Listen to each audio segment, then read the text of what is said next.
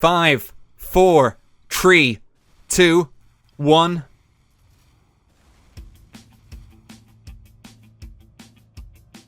You didn't think we were going to use the Punch-Out theme again, did you? The best fight song is back because, ladies and gentlemen, welcome to Class Wars 2017. It's now summertime showdown. The classes are back. The very best players competitive Team Fortress 2 has to offer.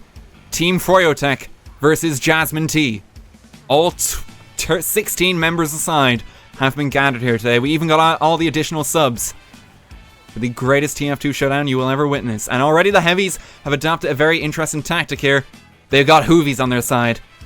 It's going to be interesting to see how the Reds handle with this affair. But it looks like, for the start of this very match, we're going to enter the glorious trading of projectile spam. The red team's key strategy seems to be to just keep firing rockets on the blue team.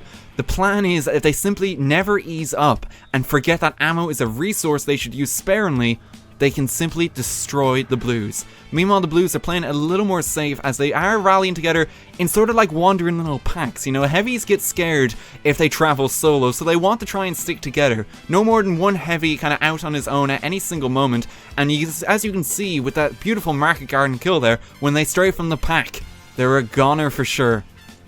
They fall real damn quickly. But thankfully they do have the pack strategy being adapted here. And the red soldiers seem to have lost a lot of their numbers to start things off, although they do have the high ground. Freaking Obi-Wan Kenobi himself will be very proud. They do indeed have the high ground. And the interesting change for both classes here, and the thing they're going to have to work around, is increase in mobility versus bulkier units. The blue heavies can take this point with little resistance. They can get themselves stood on it, but they can't jump up with ease. It's certainly a trek to get to the upper battlements. So it's going to be interesting to see how this match develops. And we would like to, at this point, mention that Team Froyotech, as the UFO comes in to abduct all the children, is sponsored by Doomsday.exe's shelter for homeless Hoovies. Abducting the Hoovies, so you don't have to worry about them. Thanks, Doomsday. Now, unfortunately, it seems that the entire blue team actually disappeared in the vicinity of the UFO, which means that the red team has complete full reign of the middle point. The blue team is simply missing in action for a little, but they seem to have returned from their slight abduction now and actually back to the point.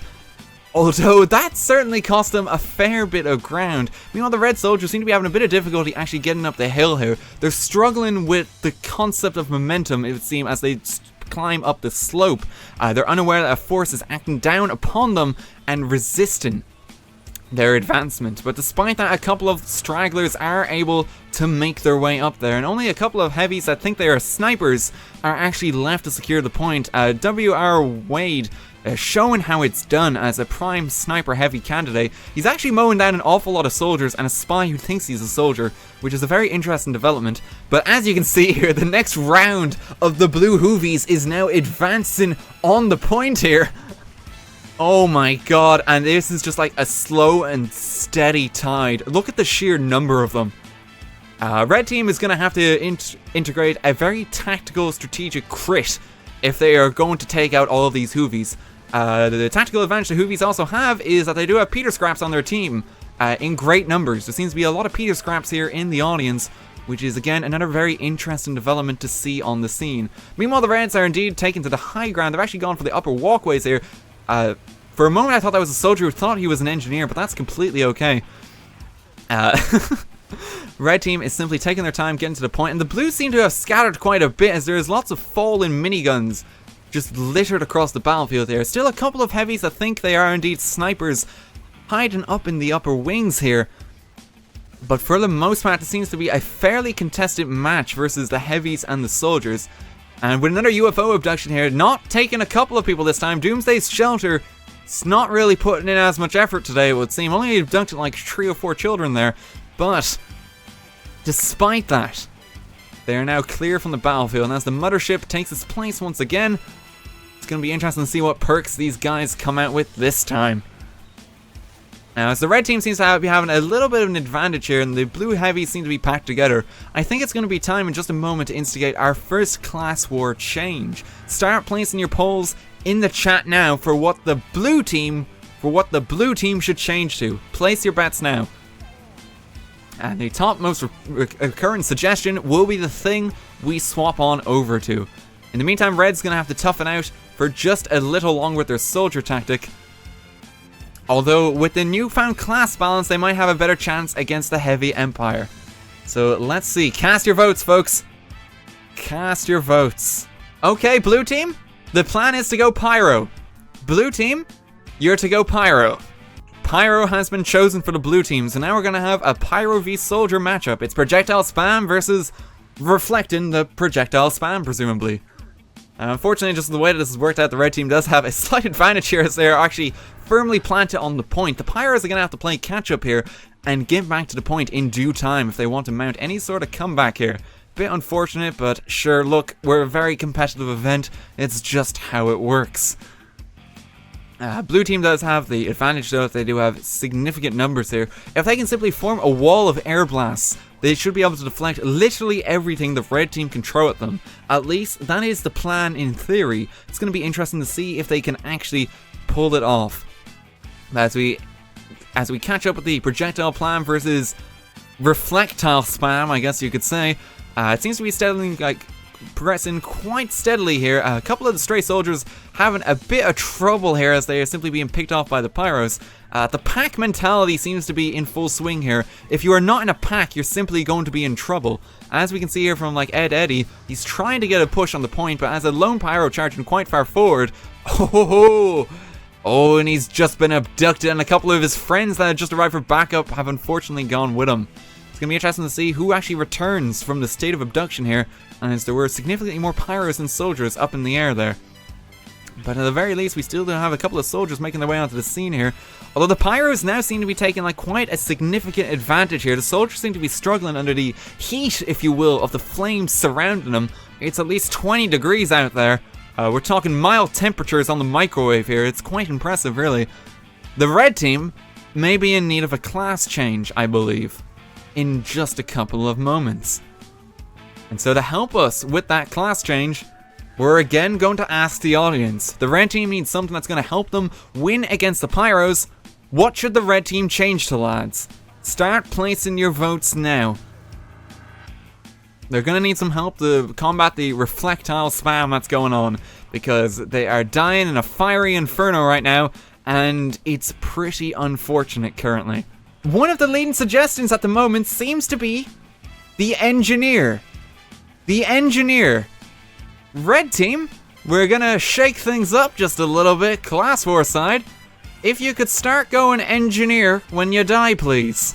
This is gonna be a very interesting development, because the Pyro doesn't have too many tools to actually tackle an army of engineers. Mini-sentry spam seems to be a significant problem on a map like this.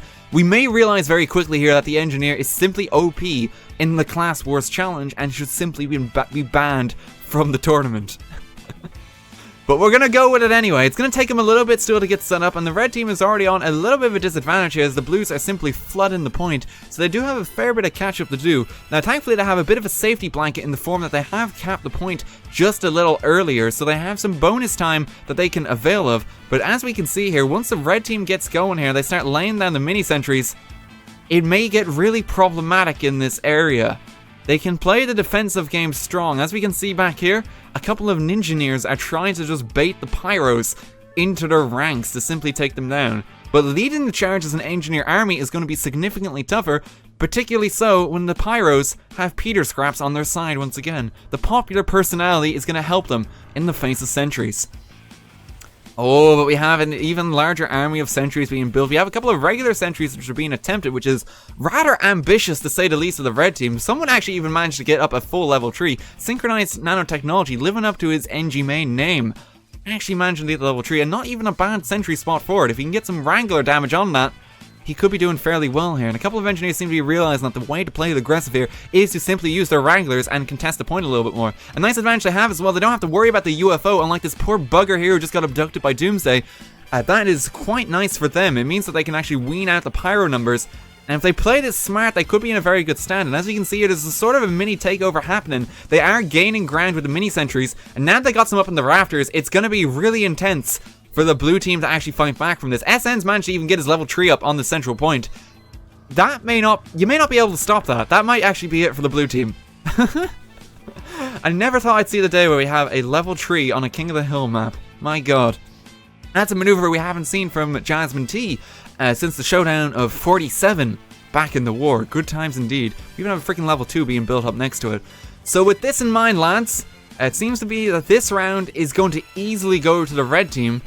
But for the next round in about 20 seconds, what is the blue team going to change up to? We need to combat the engineers. What should the blue team go to have a fighting chance against the NG army? Place your votes now. Place them in chat.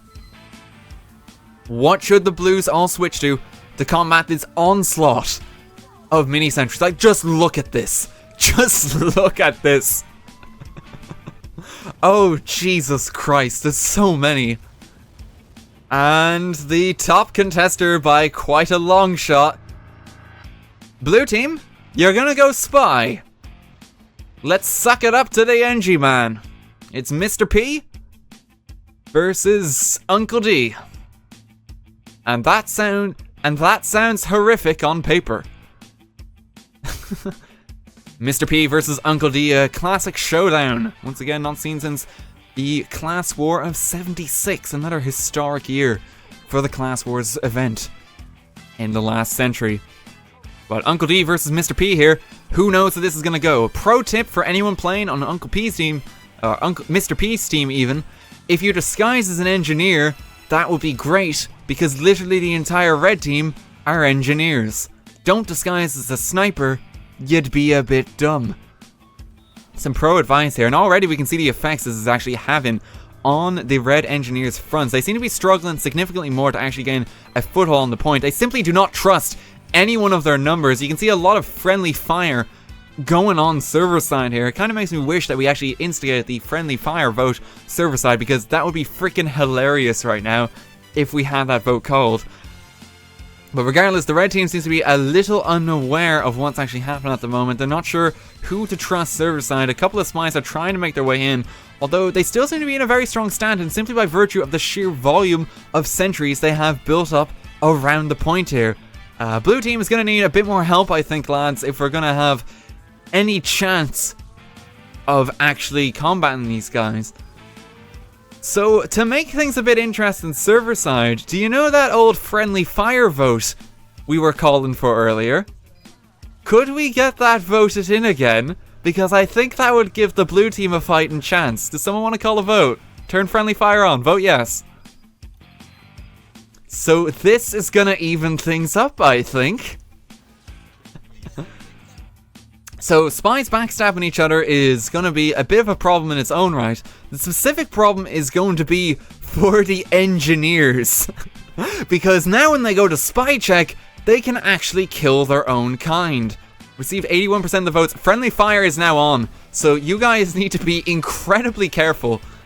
Keeping an eye on the kill feed, there is no one as of yet that is dying to the friendly fire, but it is only a matter of time. There we go, Whoopin' Dad just shot natural juices. Stone Cold Killer with a shotgun. This is going to make things incredibly interesting. Engineers are going to have to stay very alert server side if they're going to tackle the spy menace. Because now, even if they don't trust someone, if someone looks suspicious on their own team, they have a real risk of actually killing them. In an interesting twist, Flash Gamer actually killed one of his fellow spies with a revolver shot to the head. I'm not sure what's really going on there, because the spies can identify their own kin server side. So that's a bit dumb that that's even happening. Oh, but this is certainly shaking things up. The engineer nest seems to be under a bit of pressure right now. Their numbers seem to be struggling. They still got a lot of mini sentries up, but they seem to be under a lot more strain. I think this is the change that might just put things in their favor. Oh, and as Doomsday comes to abduct some more people on the server, that's going to clear up quite a number of the engineers. There's now very few of them left to actually assist their sentries around the central control point here. This might actually be a chance for the spies. The engineers are kind of panicking a little bit. They're killing a couple of their own. They're getting a lot of damage off on their own friendlies. They do have to be very careful of what's kind of going on here. But the spies seem to be getting like a slow but steady strategical advantage here. They might just be able to take this. They're going to need to up their game quickly in these last couple of seconds. They're going to need to contest that point right now if they want to stand a chance here. Spies, you're going to need to get on that point. And unfortunately, that means they're going to have to be undisguised here. There is but one mini sentry left on the central point now. Oh, but alas. But alas, that is not going to be enough for them to take it. So keeping friendly fire on, lads, server side. Red team, could you go spy as well? Because now you don't know who to trust. So red team, go spy, please. So now because everyone's a spy, who knows who's really on your team? This is going to be an interesting turn of events, everybody. Oh my word. Everyone is a spy. Literally everyone on the server is a spy. Pro tip to everyone on the server, disguise as a spy because literally everyone is a spy. This is going to be a very interesting development server side. You simply don't know who to trust anymore. You don't have any idea who you're supposed to trust. It's everyone is fair game. You can backstab whoever the hell you like. Server side, that spy is a spy, that spy is the enemy indeed. If everyone is a spy, nobody is a spy technically if you think about it. Oh, I'm already seeing a lot of friendly fire. Chappy Trigger Happy just shot down a teammate in cold blood there. Doomsday is dominating a couple of people. Radical Redhead with a machete just gunned down Luigi. Oh my god, poor Luigi. He's not going to be making it to the next session of Mario Kart, that much is for sure. The Death Star has developed into his actual death. That's very unfortunate. Oh my god. And it seems to be like just so much panic and like so many like small little areas of the map right now. People simply do not know who they're supposed to trust here. You can see people like spies chasing spies, but just in every instance. You can see friendly spies chasing other spies. Oh my word. Who do we trust? Oh, and then they go into the UFO. That's another loss to the Doomsday God. There we go. We lost a couple more. Stop showing average pub matches, Kappa in chat.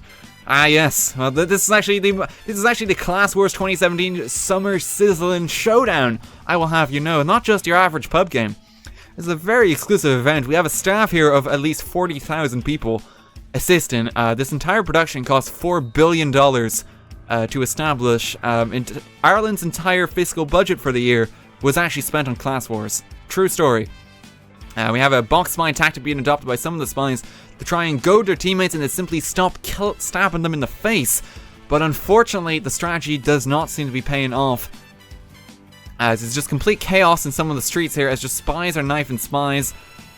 It seems to be that the prime approach, though, is that many of the spies simply aren't disguising at this point. The general consensus seems to be that if you simply don't have a mask on your face, you are someone you can trust on the server. It's a very interesting development to see. You can actually clearly see it with all the spies. They're not adapting any disguises.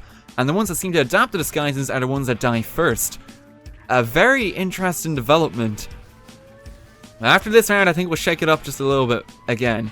But for the time being, let's just see how the spy situation unfolds, because we still have a lot of them.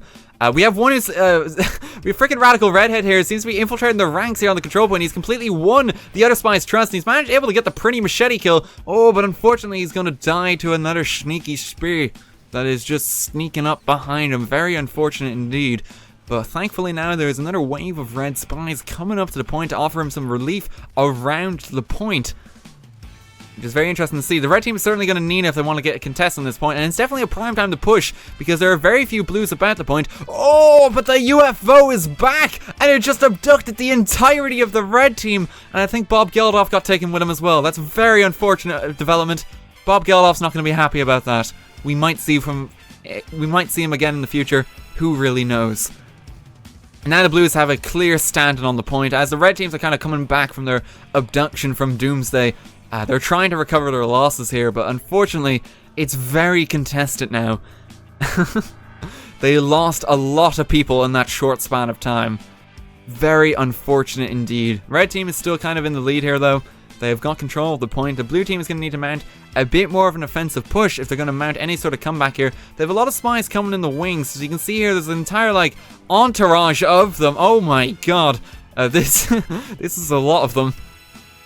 And they're now making their ways onto the point. They're mobbing. Oh, freaking poor Bonzo there. He's actually going to be shot down by his own team. Doomsday shot Luigi as well. There seems to be a lot of trouble in the red team at the moment, as they're actually killing a lot of their own kin. That is very unfortunate to see. Red team seems to be struggling a bit as they're simply killing their own numbers. Still have a couple of blue teams killing each other, but they seem to have a bit of a tighter grasp on who's actually on their own team here. And it's still all to play for as the blue team now has control of the point, although the red team certainly has an advantage here. And we do have a stray Peter Scraps on the scene. He looks so smug that this poor guy died. He's laughing on the inside. Red team has been able to take the point back again though, and with 10 seconds on the clock, it looks like this might be it for this round, unless the blue team can mount a quick comeback here. Sneaky Speed needs to get on the point and at least contest it for a couple of moments as his teammates come up. Tim is going to be able to hop on the point just for the last moment, and the blue team is going to be launching a last minute charge. A tactical Sneaky Speed box spy maneuver on the point in a desperate attempt to actually hold it in the last final moments, but unfortunately, it is not set to be enough. And with that, I think it's time we change it up again, lads. That was pretty great to watch. So guys, you like jazz, yeah? So the sniper is the only class with a saxophone. So everyone go sniper, please. Both teams, sniper.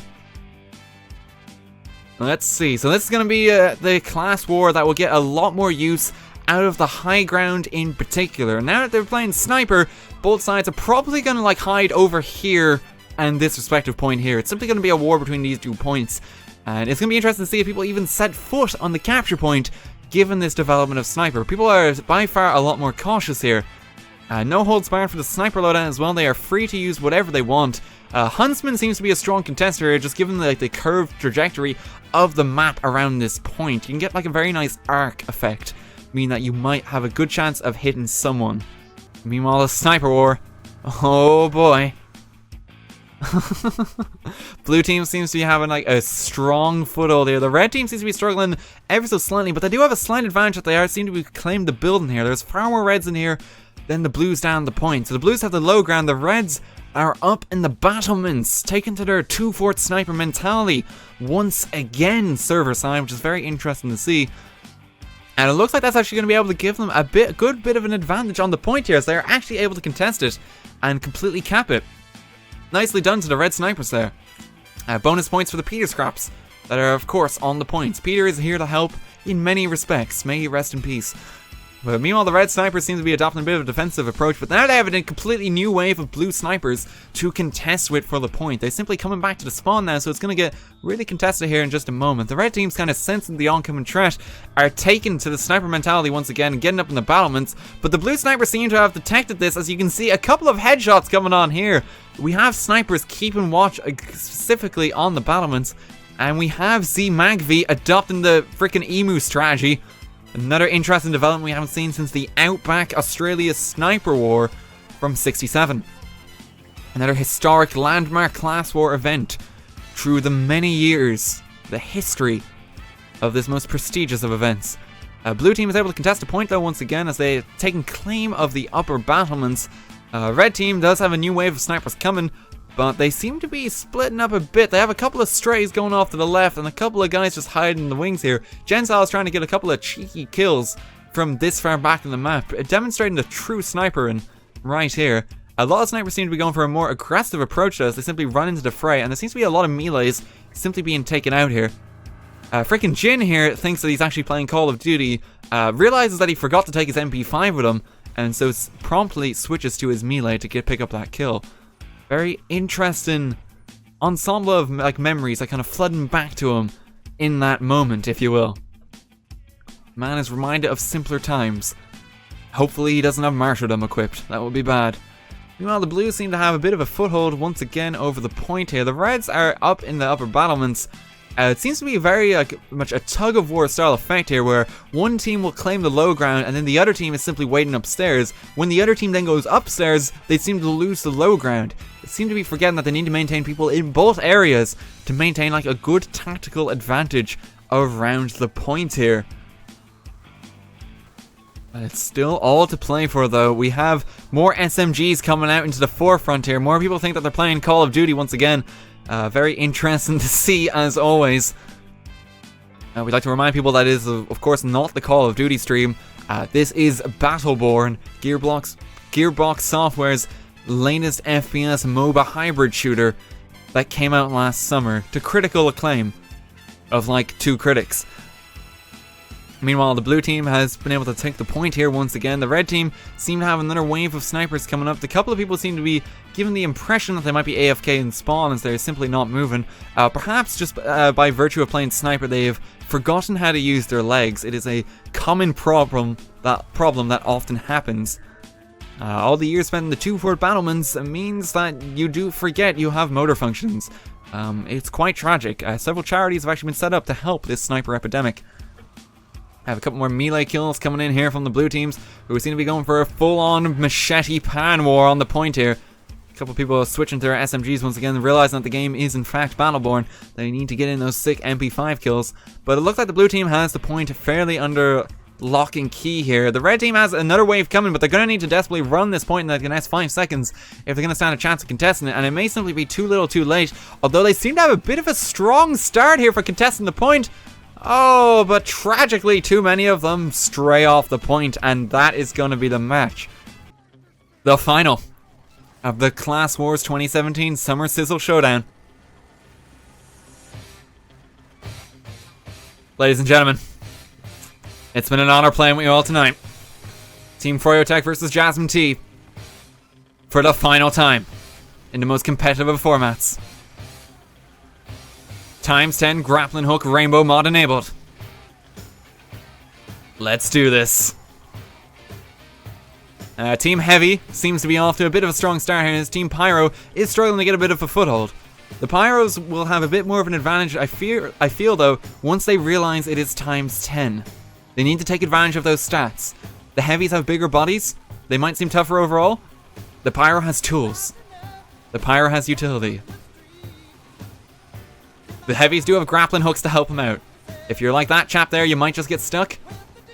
But you can use them to get to the front line. Let's do this. Come on, Pyro team. Let's reenact Meet Your Match.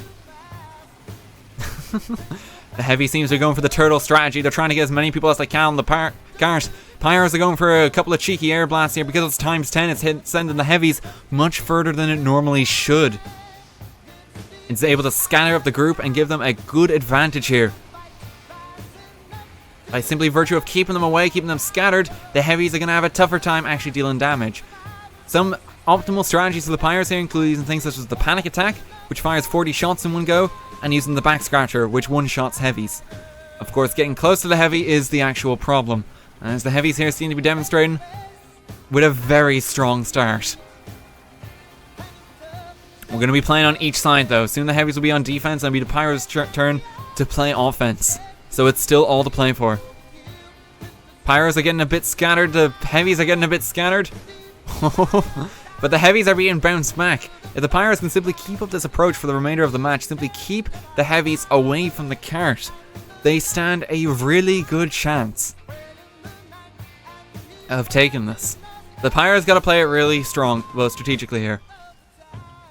It's like one Heavy is dangerous on his own, but with an army of Pyros and a bunch of corridors they can hide in, they have the power. I have faith in the Pyros. Even though it may not look it at the moment. Oh, there he goes! Pyros are trying to get back to the front. There's still an army of Heavies on fire at the moment. Another advantage for the Heavies is that they do have sandwiches at their disposal. They can simply pass them back and forth between each other, sharing their packed lunches, if you will. Pyros have a good opportunity here as they approach the balcony drop. If a couple of plucky ones are here, they could just jump down the Heavies' heads. As we see, there's one guy currently debating it, but unfortunately there's too many people waiting to respawn at the moment. Pyros are going to need to mount a bit more of an offense here.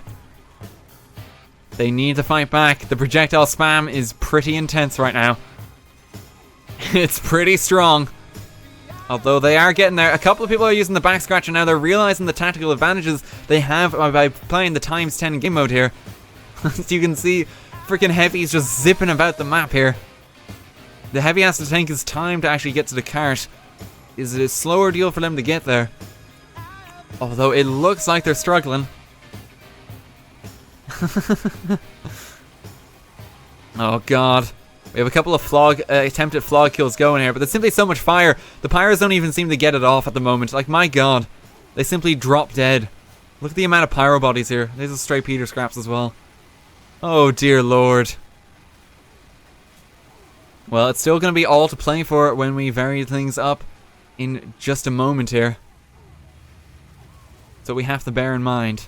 Things could still go either way. It may look a bit unfair for the Pirates at the moment, but we still have another round to go. Still all to play for.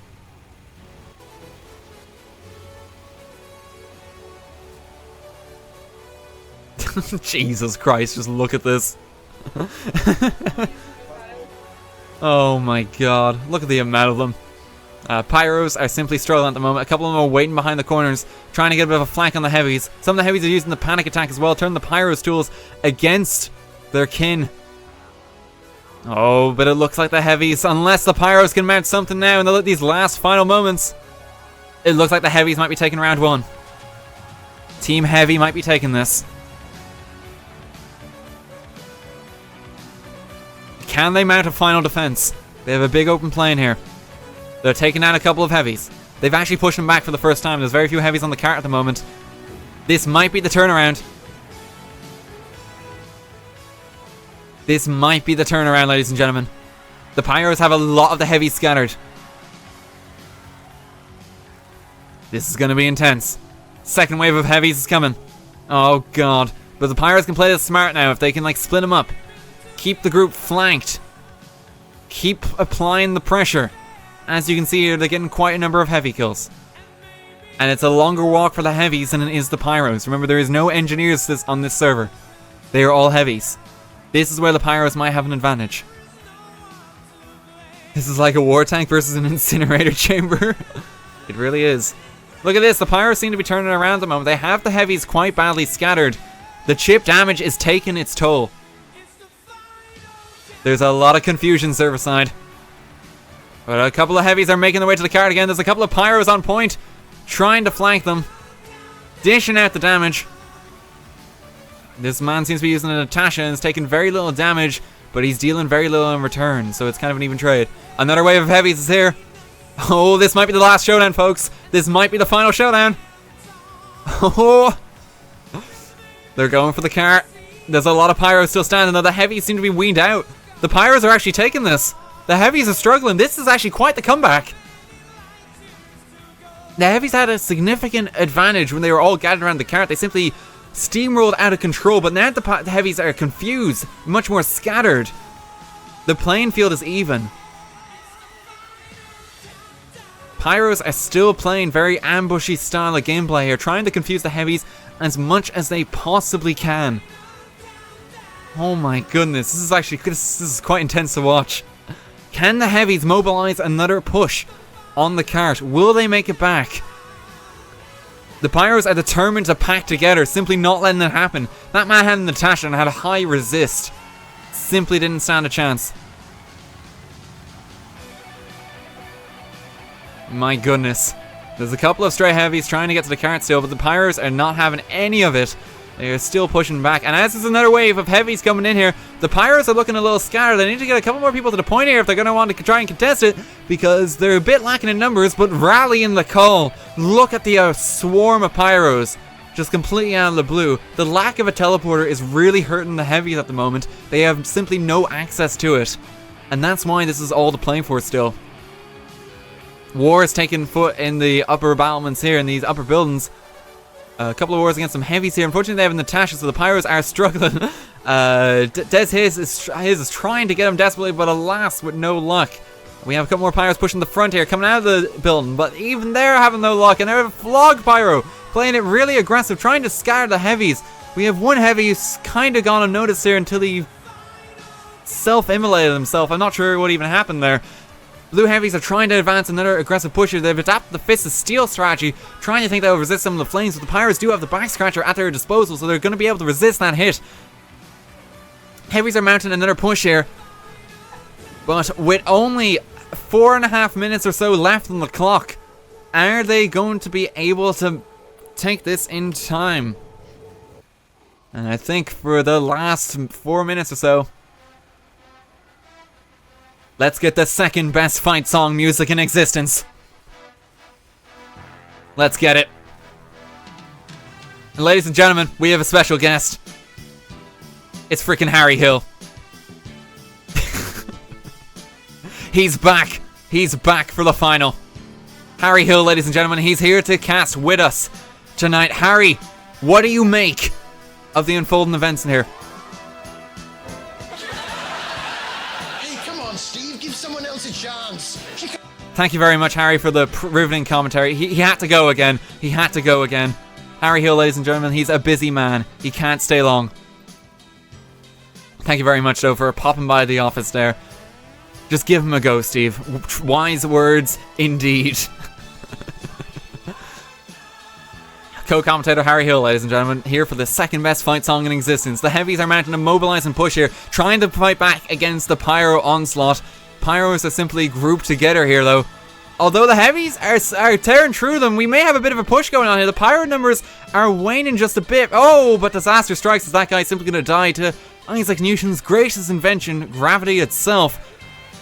The heavies are struggling to even get close to the point, and his air blasts are pushing them back at the moment. The Pyros may be in this, though. The heavies are going to have to mount a really big group mobilized push. If I was on voice chat with the heavies, I would start organizing yourselves right now, lads. You've only got 3 minutes left on the clock. Sylvester Stallone is going to finish his training montage soon, and he's going to fight Harry Hill in the grand final. Here is the push that we've been waiting for. Oh! But look at that sick air blast! That blasts all the heavies back in one go! Times 10, the back burner, simply knocking those heavies back away from the cart in one fell swoop. Oh god, and the Pyros have a legitimate chance of actually claiming victory here. They've been the underdog the entire match thus far, but they are really taking the front back right now. Can the heavies get back? They have about 2.5 minutes left on the clock at the moment. Come on, heavies. Give it your all. Make Steve proud. This is your last chance to prove you're the best. The Pyros are really grouped up. You can see that they're using like some sort of comms or something. They're actually properly grouped together. The heavies are even going for an interesting like kind of sneaky approach here. They're actually trying to group up the number together here in the building. They all think they're snipers now. Oh, but a heavy is going to detonate. Well, the Pyro's going to detonate a flare up. Try to counteract their measure here, but not enough. A stray Pyro on his own is not going to be able to do it. And they're getting on the cart. They're getting on the cart. This may be it. They're trying to mount the push. They have heavies from all angles. They have heavies blocking the spawn as the other heavies strategically placed in the cart are simply trying to push it. But the Pyros are having none of it. They're more concerned with the cart. And the problem seems to be at the moment is the blue heavies aren't trapping the other spawn. They're trying to cover their bases, trying to stop the heavies with the Pyros from coming out and simply blocking their advances. But unfortunately, there's a lot of Pyros coming out of those side passages. They're going to need more heavies blocking more spawn points if they're going to succeed. And there's about a minute left on the clock. It's all going to come down to this last push. Blue team, you have one shot. This is the last chance. They're all grouped together. This is the last chance. They're going to have to go. They have some early flog crits being deployed in them. They're able to take them out. They're able to dispose of them. It's fine. No problem. They got people going in the side passage, getting over to the spawn. They have people covering the main passageway as well. Keep the pressure on the Pyros. That's fine as well. 45 seconds left on the clock. They have a couple of people jumping out the windows now. They have a couple of people coming towards the cart, mobilizing on the position as the Pyros may have pushed slightly too far forward, but unfortunately there's not enough heavies here. They have a cheeky guy hiding in the wings here. They're going for the push. They're going for the push. It's all or nothing now. The heavies are on the cart. 25 seconds left on the clock. The Pyros are going to have to mount a bit of resistance here. There seems to be a lot of heavies approaching the cart, fast approaching the cart even at this time. The Reds are going to need to come out of sheer rapid succession here. Here come the cavalry. They're going to need more heavies on that cart now if they're going to stand up trying to push it. The cart is so damn close to the point that they don't simply keep a watch on the cart. It's going to be pushed. A stray heavy bumping into it accidentally there and almost pushing it. 5 seconds left on the clock. The heavies are now mobilized on the cart. There's still some Pyros here left as well. It's going to be down to the wire, folks. We're in overtime. They simply have to keep a heavy on the cart now as the red Pyros are mobilizing on the cart for this final finish. This is going to be incredibly close here. Blue Pyros are giving it their all. They're simply mobbing the cart. The red Pyros are coming on to try and defend the place. There's got a steady wave of people coming out of spawn. Blue heavies are simply trying to keep mobilizing themselves on the cart. They're trying to keep that overtime clock simply still going. Red Pyros may have it though, and red Pyros are going to take the match. My god. That was beautiful. Congratulations to the Pyros. The Pyros did it. They won. Because we're short on time, we're going to have to advance on to the next segment. We won't be able to do a second round of that. But I don't think we can top that finish. Because that was a damn good one. To everyone server side, thank you so much for taking part in the Class Wars. We're going to be hopping over to some man versus machine soon, but you guys are still more than welcome to all play together. We'll be back for some more pub stuff in a little while. For the time being, we're going to be gearing up for some MVM. Thank you again so much because that was freaking great. I'll get some highlights for that, upload it. My goodness. What a match! What a match that was!